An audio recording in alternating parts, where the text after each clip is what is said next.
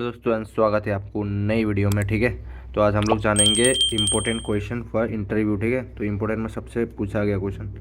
तो आज हम लोग सिर्फ 33 क्वेश्चन करेंगे, फिर उसके बाद आगे फिर वापस न्यू वीडियो में देखेंगे। ठीक है, तो let's go. What is the minimum number of bar for circular column? तो उसमें कितना बार होगा? 6 नॉच। ठीक है, and what is the size of concrete cube?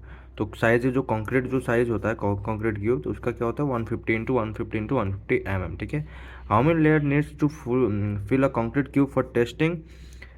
कितना मतलब लेयर में हम लोग कॉन्क्रीट क्यूब को टेस्टिंग करने के टाइम में लेयर में रखते हैं? ठीक है, 3 layers. How much layer need to fill a slump for slump test? जो हमारा जैसे स्लम टेस्ट होता है वो कितने लेयर में डालते हैं? This is 4 layer. What is the validity use of cement? हम लोग कितना जो सीमेंट बनता है तो कब तक यूज कर सकते हैं? ठीक है, 3 month from manufacturing. For which test universal testing machine is used? Compression test of concrete and tensile test of reinforcement को हम लोग यूनिवर्सल टेस्टिंग मशीन यूज करते हैं टेस्टिंग करने के लिए। And minimum curing period of concrete, मतलब minimum curing period of concrete कितना है? ठीक है, नॉर्मल जो वेदर होता है 87 days, और ड्राई और हॉट वेदर होता है तब कितना होता है? 10 दिन के लिए। और हमारा डिफ्लेक्शन क्या होता है? डिफ्लेक्शन मतलब टेम्पररी डिस्प्लेसमेंट। अगर कोई डिस्प्लेस होता है, कोई भी मटेरियल अगर हो गया डिस्प्लेस हो गया, फिर वो कुछ टाइम के लिए डिस्प्लेस हो जाएगा, अगर वो अपने पोजीशन में आ सकता है। ठीक है, डिफॉर्मेशन मतलब परमानेंट डिस्प्लेसमेंट। अगर वो इस पोजीशन में आने के बाद वो अपने पोजीशन में नहीं जा सकता, मतलब वो एक परमानेंटली यहाँ पे इस पोजीशन में वो ले चुका है। ठीक है, और formula for tensile strength of concrete, उसमें क्या, उसको क्या बोलते हैं? 0.7 रूट एफ सी के, मतलब इसको ऐसे हम लोग ये निकालने के लिए हम लोग ये फॉर्मूला यूज करते हैं। Which grade of concrete are called ordinary concrete? M10 to M20। ठीक है, इसको हम लोग क्या क्या बोलते हैं? Ordinary concrete. और स्टैंडर्ड कंक्रीट हम लोग किसको बोलते हैं? M20 से लेके M35 तक। ठीक है, हाई स्ट्रेंथ कंक्रीट किसको बोलते हैं? M60 से लेके M80 तक। ठीक है, how much time required for mix concrete in machine? Minimum कितना? 2 to 3 मिनट्स। मतलब हम लोग जो मशीन यूज करते हैं कंक्रीट मिक्स करने के लिए सब, ठीक है, तो उसे अगर हम लोग अंदर कंक्रीट बनाने के लिए कितना मिनट तक हम उसको मशीन खोलते हैं, मतलब चलाते हैं, उसके लिए हम लोग कितना?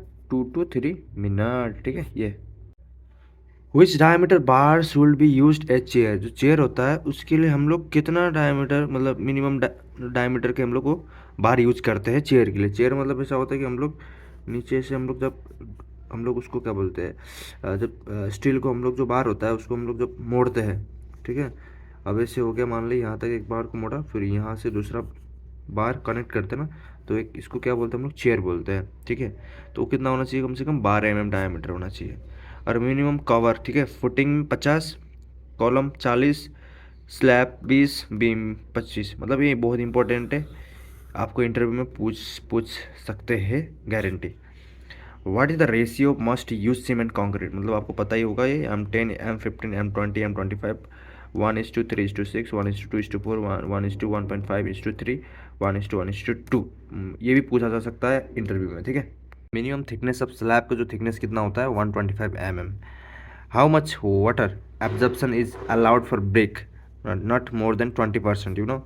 And minimum diameter for dowel bar, 12 diameter. ठीक है, minimum allowed pH value of water not less than 6। Lap length of bar for compressive zone 24D diameter. Lap length of bar for M20 grade concrete, मतलब for column 45D, beam 60D, slab 60D। ये जो D है ये diameter है। ठीक है, और इसको हम लोग लैप लेंथ भी बोलते हैं। Lap length of bar of tensile zone 50D to 60D। और सेग्रीगेशन क्या होता है कंक्रीट में? ठीक है, आप पढ़ सकते हो, separation of cement aggregate in concrete is called separation, is called separation of concrete, मतलब सेग्रीगेशन। मतलब जैसे सीमेंट और एग्रीगेट अलग अलग हो जाते हैं, सेपरेट हो जाता है, तो उसी को हम लोग सेग्रीगेशन बोलते हैं। क्यों होता है? Due to improper water cement ratio. हम लोग वाटर जो मिक्स करते हैं उसमें उसका मतलब जो रेशियो होता है वो ऊपर नीचे हो सकता है, तो इसके कारण ये सेग्रीगेशन होता है। Also cause for poured above its heights 1.5 heights. ठीक है, ये रीजन है।